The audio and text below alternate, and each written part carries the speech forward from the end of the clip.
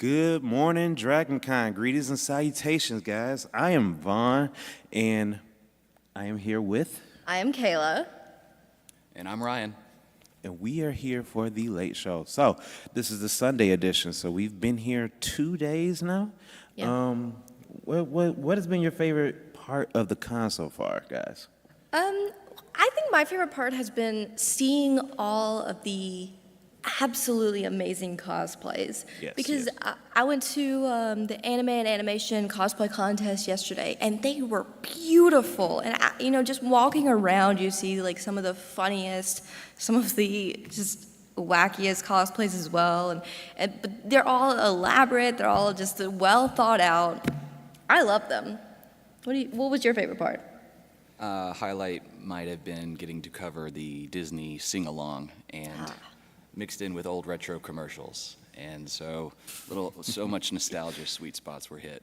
And I got to belt out "I'll Make a Man Out of You" and showing off my karate. Classic Love song. it. What about you?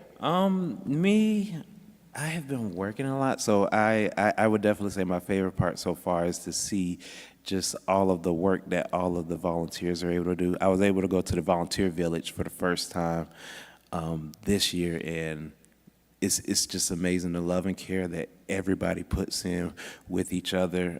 So shout outs to all of our volunteers here at DragonCon, DCTV News and DCTV Social, DCTV Operations, the broadcast, tech ops, all of that. So it's a lot of people, and teamwork makes the dream work, I would say to that. So we have a packed show for you today.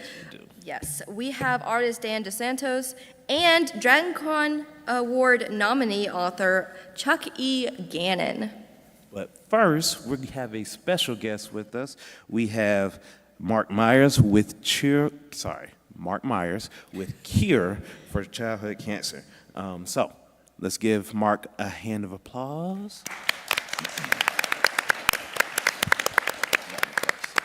Thanks for having me on. Thank you. And can you give us an update on the donations for Cure Childhood Cancer? You know, DragonCon's made it so easy, and there's so many ways to donate that I don't think we'll have a count until well after DragonCon is over. There's so many different layers to what they've done to make it available for people to donate in different directions. So it's going to be tough to count all that, but we're excited and we're hopeful that we get to that match that DragonCon is matching up to $125,000, which is just amazing. A good problem to have. Absolutely. Can you, what does it mean for DragonCon to partner with Cure? Oh, I mean, it's huge. Being an Atlanta-based organization, to have an established group like DragonCon to come alongside us, not just for the donations, which, that's huge, but just the exposure and just getting to meet a whole lot of new people is great for our brand and for who we are. Because, I've really enjoyed seeing all the costumes and all the people. It's such an inclusive crowd, and I love that. And that's part of our part of who Cure is also. Yeah. So we were talking a little bit off air. We were talking about the different events. If somebody wants to get involved in what Cure for Childhood Cancer does, what steps do they do to actually jump in and to help out? Absolutely. You can go right to our website, and there's on the top there's a tab that says volunteer, and you can find some opportunities there. Enter your name and email address, and we'll get a hold of you and find a way to plug you in. Great. Well, thank you so much for all you are doing, because it is absolutely amazing, and it's a great organization. We are so absolutely delighted to be partnered with you this year. Well, thank you. We're excited to be here. We've had a great time. And the kids were in the parade yesterday. We had some survivors in the parade yesterday, and they just had a ball. They looked at it, yeah. So what's the next big event for Cure for Child Cancer coming up? Our next big event, and I know some people from DragonCon are going to be there, is our Believe Ball, which is our gala at the St. Regis. It'll be in November. So we definitely need to sign up before then. So remember, DragonCon is going to be matching any donation or all donations that Cure for Childhood Cancer has up to $125,000. Amazing. Yes. But first, Will was able to join the Star Pod Trek podcast host for a special tour of the Trek Track at DragonCon. Oh, we'll go to that video now. Transporters not allowed. We are here at the Hilton Galleria with Trek Track. My name is Will, and I am with DragonConTV. We are taking the Star Pod Trek walking tour of all things Trek here today. Let's go check it out. Sure. First time DragonCon attendees, raise your hands. Come a little bit closer. You're going to want to listen to this more stuff. You're going to see giant photo shoot, then they're going to break down to different series. They're going to break down to different departments. This is something not to miss. You all just hosted this whole excursion going around DragonCon and seeing all things Trek. Tell me, how did you create this idea? We found the need because we've gone to the official and unofficial conventions, the cruise, and on our show we brag about DragonCon more than any other convention because we think that the DragonCon experience is the best Star Trek experience. It has more to offer than just the Trek Track. How has DragonCon changed in 30 years with Star Trek? Well, first of all, I mean, when I started coming, they didn't even have the Trek Track here. And it wasn't really as much of a pop culture convention like it is now. It started out with just Star Trek fan panels, like they didn't have the celebrities yet in the beginning. And it's been fun to just see the whole Trek Track programming grow every year.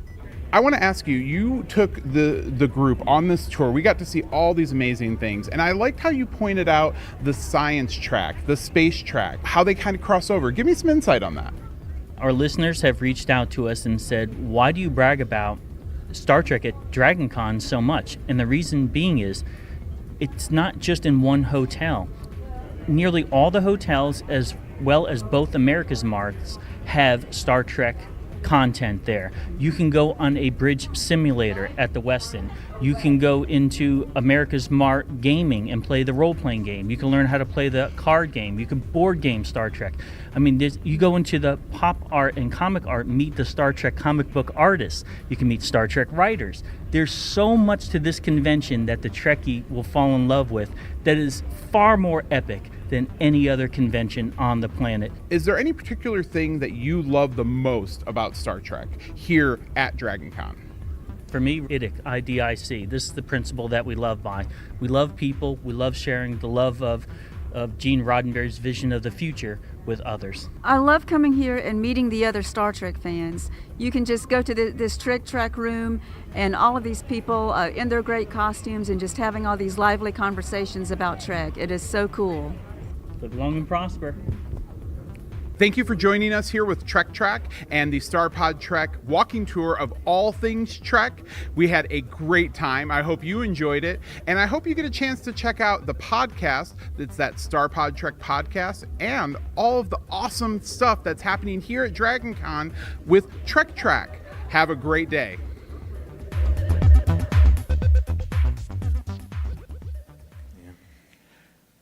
Wow.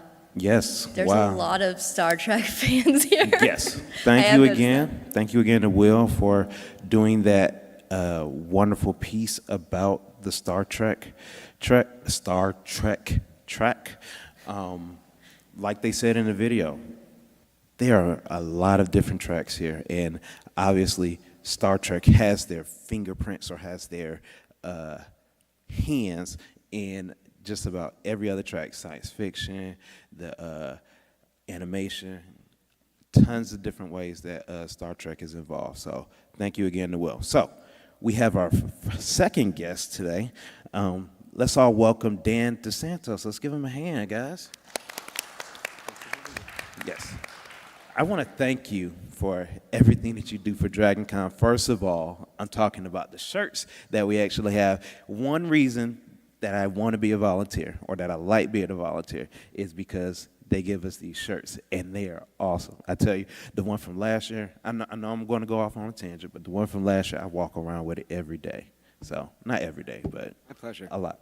So, You know, without the shirt, I would have had nothing to wear today to this show, and I absolutely love the artwork on it. It is amazing. Thank you, guys. Thanks. To be fair, I think shirts are kind of optional here. I mean, Yeah. You're the artist for the shirt? That's me. I thought we were just wearing this for a bit. Right. This is the bit, man. This is the bit. So, yeah. in all seriousness, though, we have to talk about this amazing design. It really pops out at you. What was the inspiration for the character that's on the shirt? I was really fortunate. Like, I'm not maybe like a decade ago, if somebody can correct me. I did the program guide cover, and I was asked by the art show director to pretty much do anything I wanted, so long as it was dragon-y.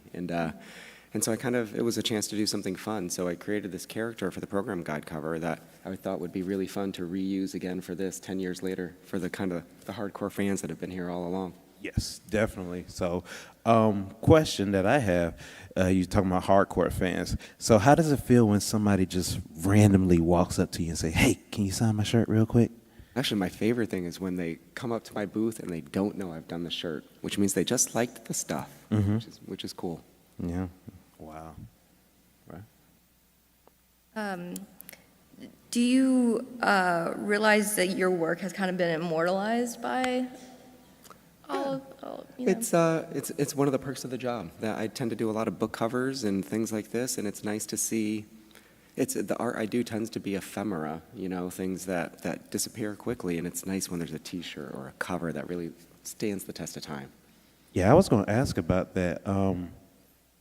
You do a lot of different things. You do video gaming. You do, of course, comic book stuff, Marvel, DC, all of those types of things. What subject or what genre field do you actually enjoy doing your paintings for the most? I'm a cover guy. I don't know why I love just cover work, whatever it be, comic covers or novel covers. Getting to bring other people's visions to life and help build these worlds, that so many good worlds. We mentioned Star Trek and whatnot. I'm a big Trekkie fan, or the Marvel Universe. It's a chance to kind of help other people's vision grow as well. Wow. Okay. Great. I understand these to be oil paintings, which seems very labor intensive. It is, and maybe not so practical nowadays, but a lot of the stuff I've been working on recently, it's a set called the Marvel Masterpiece, and one of the stipulations is that they wanted to feel like actual masterpieces, so everything was created traditionally. Pretty much everything in my booth is an oil painting. So speaking of that, you are the official artist for the Marvel Masterpieces trading card set. I am. You're the sole artist, the only one that is drawing them, and you have created more than 135 original works for the trading card set. So we have a video that's actually going to play showing some of those creations that you were able to do. So let's take a look.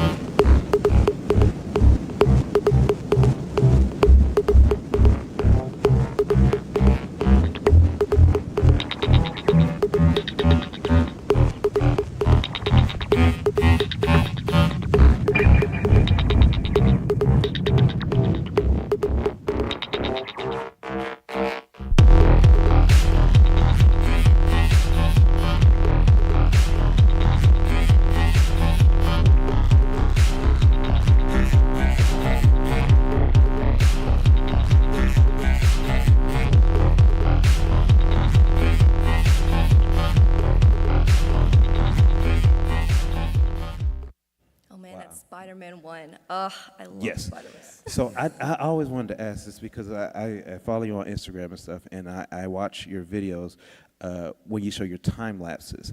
Obviously, like Ryan said, it does take a lot of labor. How long does it take you to actually create one piece? It should take me about 2 weeks of painting, but I wasn't allotted that for this project. Part of this project is it's a lot of paintings.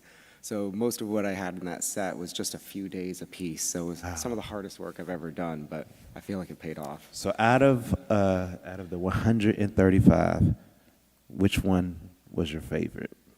Ooh. Maybe the one that makes me the happiest is Dupe. And I know that won't make fans happy, but I love Dupe. Okay. So, like I said, it's good when I wake up in the morning and my Instagram feed actually just pulls up a picture and I'm like, man, that looks great. So I would definitely be coming to your booth. Where is your booth? Where are you located at? I'm right in the art show in the bottom floor of the Hyatt. We're the exhibition level, and honestly, I don't think you could miss me if you tried as soon as you walk in. Yes, definitely. Well, quick story that I'll go ahead and say, I actually tried to come to your booth and the line is, guys, get there early. Get there early is all I'll say. So lots of demand. So definitely, like you said, you will see him in the very front of the booth. You can't miss it. So thank you again, Dan. Thank you for having me, Ron. Let's give him a round of applause. Thank you you, so guys. much, Dan, for coming out here. Up next, we are now going to show a segment from our DCTV tries from our social media group. So let's see what our DragonCon correspondent Chaz was able to do. Hey, I'm Chaz with DCTV, and DCTV Tries tonight is going to do Geeky Sea Shanties. Tell us, what is a Geeky Sea Shanty? Well, we are part of the Filk Music Track, and Geeky Sea Shanties really came about when we were all locked down for COVID, and it became very popular on TikTok. We have a themed open Filk every Thursday night in association with the Alt History Track. And then we also have open Filks Friday, Saturday, and Sunday over in Hanover FG, our track room, that don't have a theme, but everybody is welcome to come. It's kind of like an open mic for fandom-related music. All those who want to be pirates here must be men, men with beards. We'll drown in the sea of blood, I'm down in Captain Cove.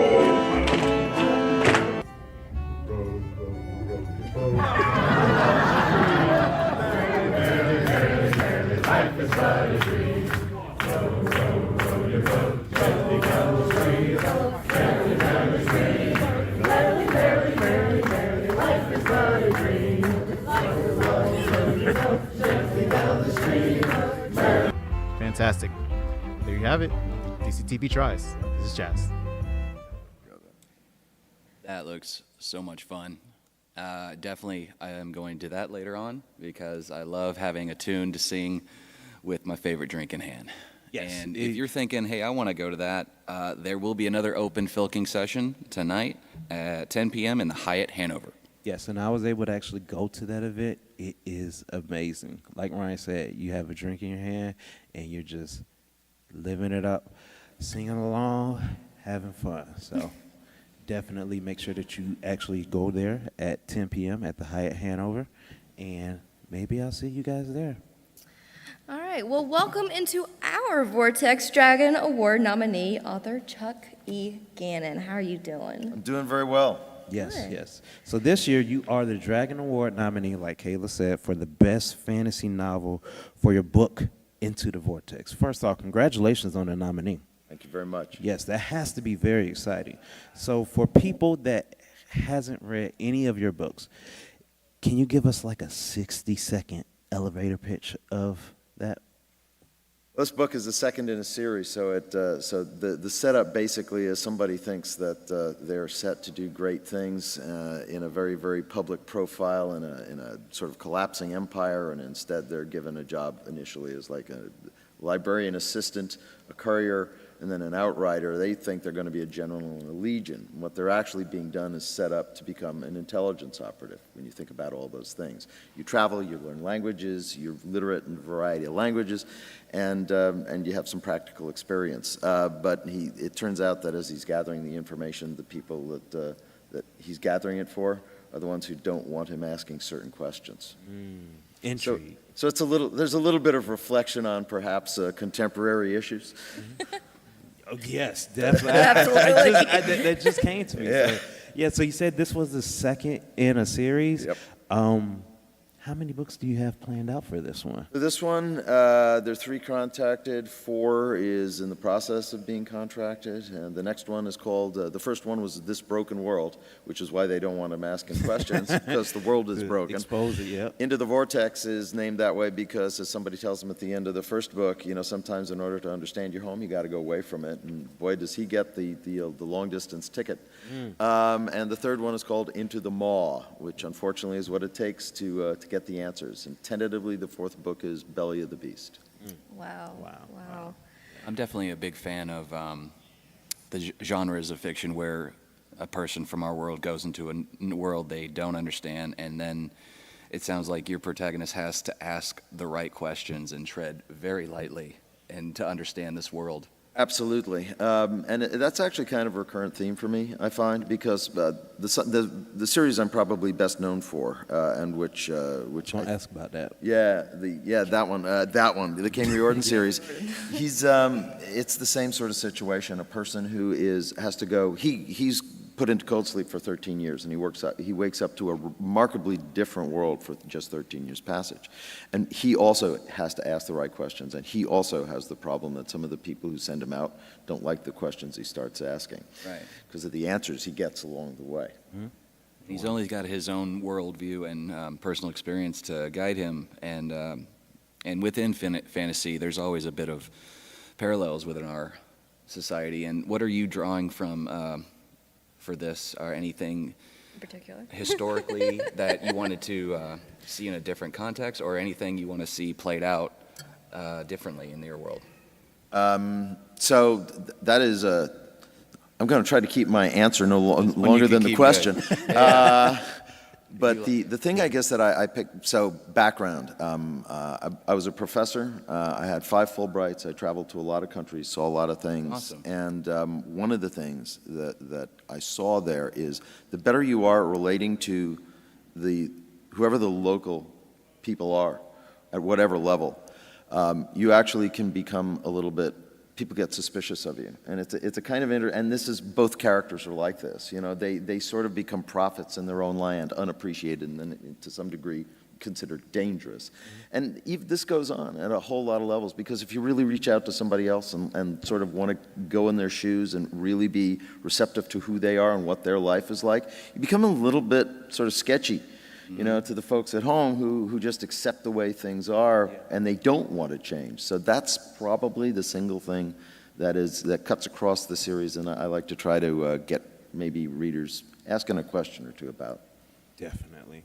So you mentioned series. So one thing that you have to do in series is build a world, build the lore. So how do you actually, build that lore, build that expansive world for readers to be able to get involved in reading it, and also, drawing their own conclusions and things about what could be going on, especially since you have that intrigue of, we don't want you to know certain things. Yeah. First of all, I wish I had both a quick and a useful answer about how you build. I don't feel like I build these things. You know that saying that you feel like, things, it's like you're drinking from a fire hose? For me, when I start thinking about a world, it's more like trying to drink from a tsunami and then the storm surge after it. I just kind of feel like I'm channeling this stuff half the time. That's a little bit flippant. I mean, there's a lot of detail work that the things that came to me make sense. I'm pretty rigorous about that. But that's basically my process. And the reason I picked this sort of, the sleeper awake sort of character, going into another culture, is because in a lot of ways I feel that's the model. For me, I always knew that I wanted to see what's over the next hill, more than just about anything else. So I pick characters like that who I think are asking the sort of questions a lot of people would ask in their same situation. It seems like you need, instead of a mind palace, you need to put all your stuff in a mind aquarium so you could go back to. Yeah. I'd drown. Yeah. I heard you collaborated with other authors before, like Eric Flint. Yes, and Eric is a dear friend, was a dear friend, and I want to, if I have the time, to tell a story about Eric. Yeah, go ahead. So for people who aren't aware of the 1632 universe because it's continuing, we don't know what the future is exactly, but we're forging into it, and it's difficult when an IP loses its creator, but we like to think we're up to the task. So 2 years ago here, there was another book. This is the third one that's been up for finalists, not counting the one which won back in 2021. Eric was here. This was the last DragonCon he did, and we were co-authors on it. So Eric, it's a wonderful series. You really should dive into it. It really has only one fantastic element, which is that in 1631, actually, although it's called 1632, there's a, because this is the Late Show, right? Yeah. I was going to ask, do I have to read 1631 to understand 1632? Well, 1632, the book takes place largely in 1631, so go figure. But the bottom line is the 6-mile sphere of terrain in West Virginia is exchanged with a 6-mile sphere of terrain in central Germany, set in 1631. History is impacted. What I liked most about the series is it wasn't the battles, it wasn't the tech, it was that the high school library came back. You think about all the things that are proven out, all the information, all the medical data, all the it really is a big thing, and that's what I liked about it, because that was the only fantastic element in it. After that, it was a historical novel. He had never won an award for this. He had never won awards.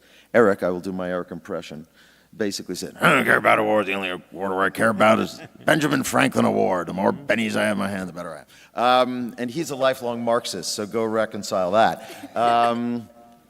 But we won the award. It was wonderful to do it. And so, 5 days after we get back, I get a phone call from him. We talked every week or more.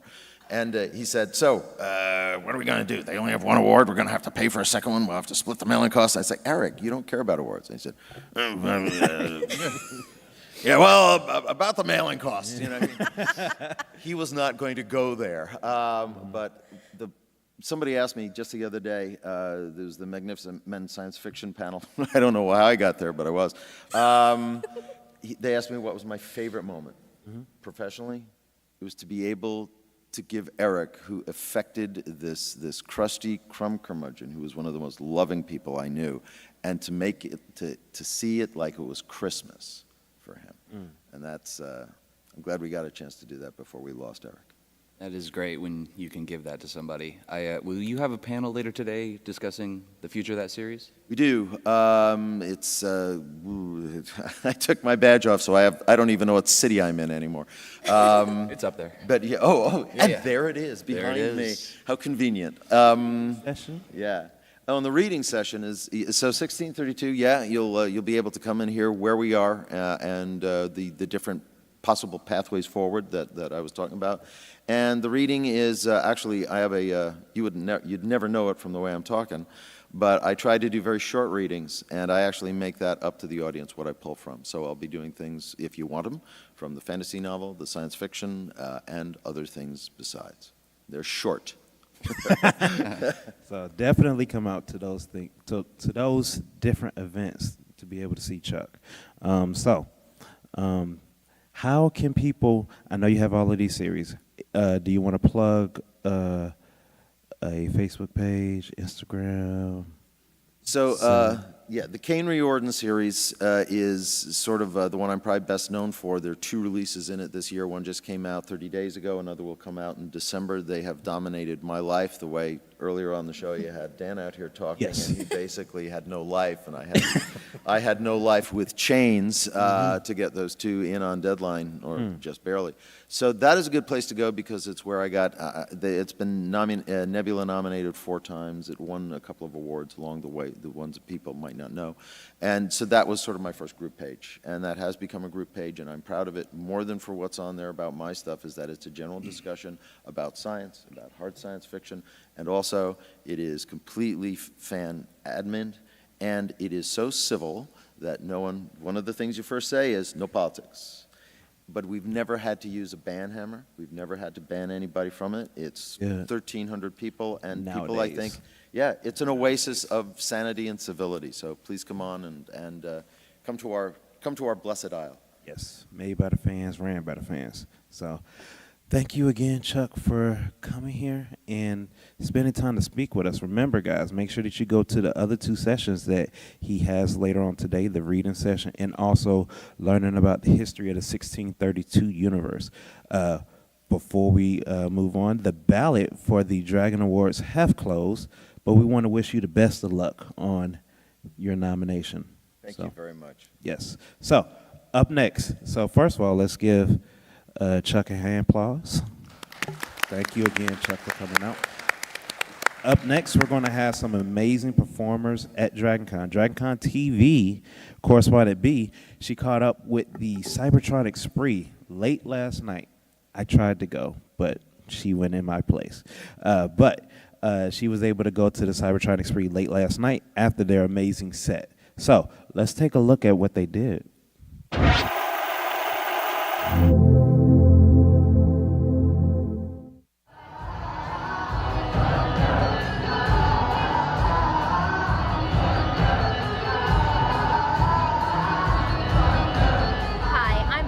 DCTV, and I'm also a transformer because I have transformed into Pearl. All right, RC, we gotta talk about those balls you threw in the stage. I threw them all. Most excellent. We've just had a most amazing concert. I was in the show, I was cheering you on, and it was so sublime. Talk to me about it. We had the most fun at DragonCon we've had since the last time we had the most fun at DragonCon, which was last year, and we're gonna have just that much more fun next year, DragonCon 2024. We're coming for you, baby. Oh yeah, brother. We're gonna rock you so hard, DragonCon. You're gonna be down for the count. Rumble. Oh yeah, the beat goes on and the beat goes on and the beat goes on. Yeah, and the video scope. Yeah, I'm coming to you right now. Yeah, sugar is sweet and so is honey, and Cybertronic Spree madness won't be stopped. No, Elizabeth knows what I'm talking about. Yeah. All right, well, I hear we're gonna see you back at DragonCon next year, but for tonight, we rock.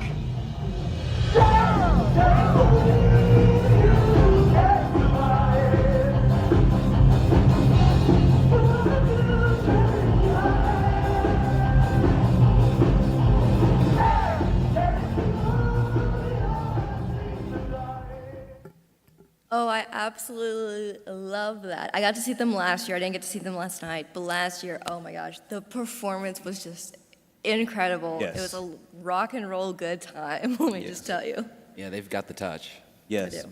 Based off, it looked that event looked like it was amazing last night. Please, I hope they come out next year. I will definitely make sure I'm first in line. Absolutely. So we do have a few announcements to do. So before we wrap up, we have some fun events for you guys to check out today. The Kids Track are having a family-friendly dance, and that's back, and it will feature all ages music for you to bring your best dance moves. This happening today at 4 p.m. in the Marriott at A601-A602. So definitely, if you want to have some family-friendly dance moments, memories, I definitely advise you guys to go to that. Yeah, and in the video gaming track has a fun hour today with How I Got Into Voice Acting with Connor Andrade. I am sorry if I mispronouncing that. It's happening at the Westin Augusta A-B at 11:30 a.m. Connor is an Annie Award-nominated young voice actor, and will talk about his experience breaking into the industry. And I highly recommend that panel if you love voice acting as much as I do. Yes. They're the unsung actors of the industry. Yes, absolutely. For those who are attending the con virtually, the digital media track is hosting Building Your Brand Twitch online at twitch.tv/DC Digital Media at 4 p.m. today. A marketing professor, artist, and content strategist will be on hand to help guide everyone on how to create a consistent brand. Definitely. That is very important nowadays. It is. Everywhere. Twitch, X, or Twitter. I still say Twitter, but I still say Twitter. Yeah, so but definitely make sure that you tune into that digital media track if you are attending the con virtually. Thank you for doing that. Now, for tonight, make sure that you tune in to DragonCon Update with Will, and that will begin at 6:30 p.m. Okay. Mater on tonight, though, for those people that are here, is the big event. You do not want to miss it. It's the DragonCon Masquerade at 8:30 p.m. That is the big send-off event that we have here. It's hosted again by the incredible I'm going to say it wrong, Eddie McClintock. Oh, I said it right. Okay. And DragonCon's own superstar, Tony Gao. They hosted it last year, and it was a ball. Absolutely.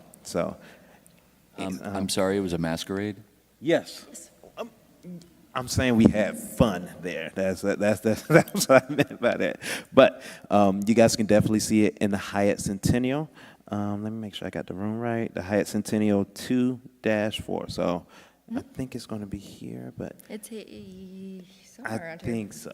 It's somewhere around I think it's here. this room. So anyway, just go to the Hyatt, look for the long lines, and you'll know that you're in the right spot. So Look for the cosplays. Yes, yes. Make a new friend, ask them what they're in line for. Yes. Yes. You can also, we also are going to broadcast it live on DragonConTV. And also, it's going to be broadcasted for those people that are in their hotel room. So if you're not able to make it out, just turn on DragonConTV in your hotel room. Or subscribe online. Subscribe online, lift your legs up, and just watch the masquerade. It is I don't want to say ball again because Ryan's going to catch me. You on do that. not want to miss this. But it will Fantastic. be an amazing time for you guys to actually come and watch. It's always fun, and it's the DragonCon tradition. Like I said, it's kind of like the last late night event, and it's the big cosplay competition. So make sure that you either view it or you are in it, meaning you're here. Okay? So Ryan and Kayla, I want to thank you guys for coming out here and helping me with this. Well, thank you. Being here. We love Yes. it. It's been great. And I want to thank the crowd for being out here as well. Y'all have made this feel, We appreciate you. yes, make us feel like a family environment, and we're just talking amongst friends. So thank you again for joining us this morning, guys. Hope you all have a good Sunday, and we will see you all later. Bye.